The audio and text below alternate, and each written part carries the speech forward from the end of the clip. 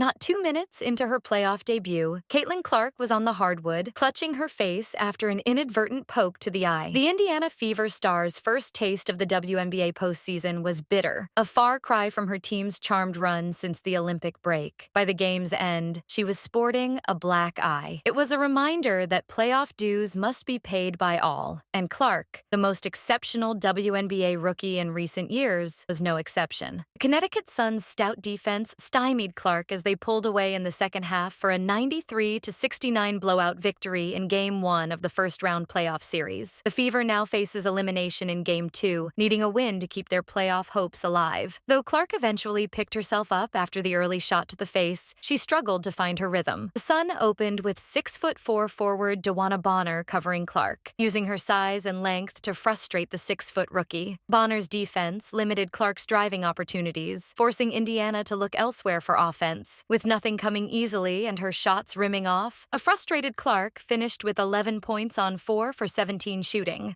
Yeah, obviously got me pretty good in the eye.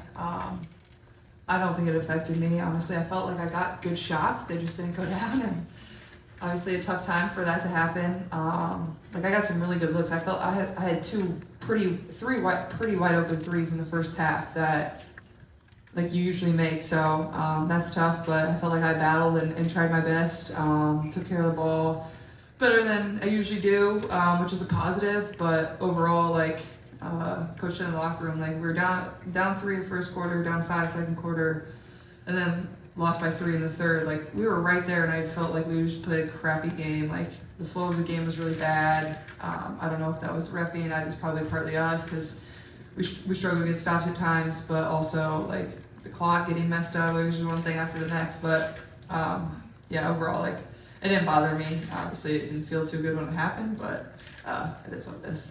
Front row on the right. Named Rookie of the Year earlier that day, she missed her first 8 three-pointers and ended 2 for 13 from beyond the arc. Kelsey Mitchell led Indiana with 21 points, but Clark's struggles prevented the Fever from keeping pace. The Sun closed the first half with a 10-2 run and blew open the contest with a 25-12 fourth quarter. After the game, Clark reflected on her rough start. Connecticut's Dejanay Carrington got me pretty good in the eye. I don't think it affected me, honestly. I felt like I got good shots. It just didn't go down. A tough time for that to happen. The Sun, which has reached the WNBA Finals 4 times in the past 20 years, seemed to enjoy hazing the Fever newcomers. The home crowd delighted as Marina Mabrey stole the show with 27 points, including 5 three-pointers off the bench. Veteran leadership was on full display. The 37-year-old Bonner contributed 22 points, 6 rebounds, and 5 assists in her 81st playoff appearance, while Alyssa Thomas added a triple-double, showing why the Sun are a force to be reckoned with in the postseason. Fever coach Christy Sides acknowledged the learning curve her team is facing, saying, "The Sun is a really good team with a lot of experience. They know what it takes to step up to that next level, that playoff level. That's who we're going to become." There was a clunkiness to Clark's highly anticipated playoff opener. Even during warm-ups, Clark seemed to be adjusting, swapping out her preferred Kobe Bryant sneakers for another pair.